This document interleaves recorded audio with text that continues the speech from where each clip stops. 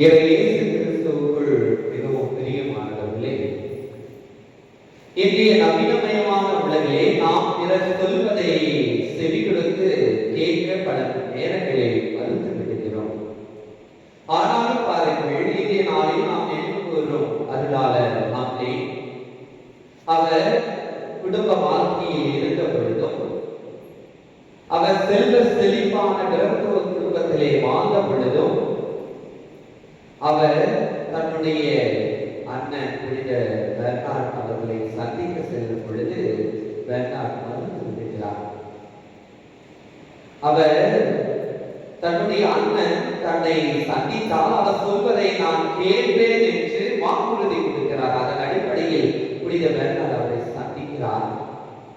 சந்தித்த உடனே அவர் சொல்கிறார், நீ ஏழை எளியவர்களுக்காக வாழ வேண்டும், ஏழ்மையான வாழ்வை நீ பெற வேண்டும், பண காசுகளை துறக்க வேண்டும் என்று அன்றிலிருந்து அவர் அனைத்தையும் துறந்த ஒரு சிறந்த நபராக மாறுகிறார். அதனால்தான் நாம் திரு அவையோடு இணைந்து நின்று அவரை நாம் நினைவு கூறுகிறோம். ஆம் பிரியமானவர்களே, அதே போன்றுதான் இந்திய நற்செய்தியிலே கூட இயேசு ஆண்டவர் தன்மையான ஒரு இடத்திற்கு செல்கிறார்.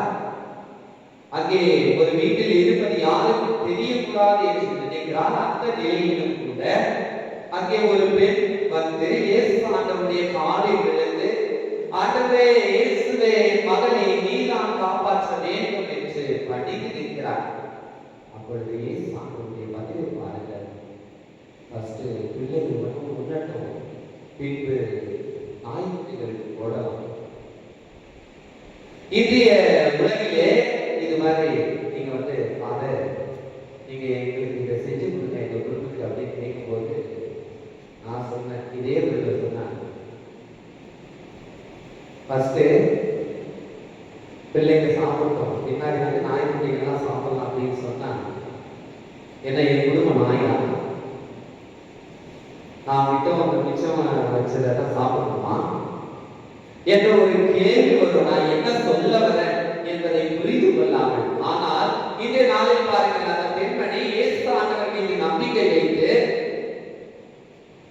ஆண்டவரே பிள்ளைங்க உணவு உண்ணட்டும், குழந்தைங்க சாப்பிட்டோம், சாப்பிட்டு மிச்சம் மீதி பேருக்கு கீழே மேசைக்கு கீழே விளைச்சுன்னா நாய்க்குட்டிங்க சாப்பிடல. அது போலதான் என் பெண்மணியும் இந்த இறையாட்சிக்குள்ள என்னுடைய குழந்தையும் என்னுடைய மகனும் வர வேண்டும், என் குழந்தை நாய்க்குட்டினா அவளையும் ஆசைப்படுங்க அப்படின்னு சொன்ன உடனே இயேசு ஆண்டவர் சொல்கிறார், இதோட உன்னுடைய நீ இப்படி சொன்னதா உன் மகன் அழகுவார், சந்தோஷமா போகும். அதே போலதான் அங்கே மகள் படுத்திருக்கிறார், பேய் ஓடி இருக்கிறது. பிரியமானவர்களே, நம்முடைய வாழ்க்கையிலும் கூட பல ஏராளமான காரியங்களை சொல்லுகிறார்கள், சொல்லிக் கொடுக்கிறார்கள். ஆண்டவர் இயேசுவும் ஒவ்வொரு நாளும் இறைவார்த்தை வழியாக நமக்கு பல பாடங்களை கற்றுக் கொடுத்து இருக்கிறார். அதை மறந்து நம்முடைய சுயநலத்தால் சுய எண்ணத்தால் ஆண்டவரை விட்டு தொலைந்து சென்று விடுகிறோம். ஆண்டவரோடு இணைந்து வாழ வேண்டும் என்றால் ஆண்டவருடைய பிள்ளைகளாக, நாய்க்குட்டிகளாக, சிறியவர்களாக இருக்க முயற்சிப்போம்.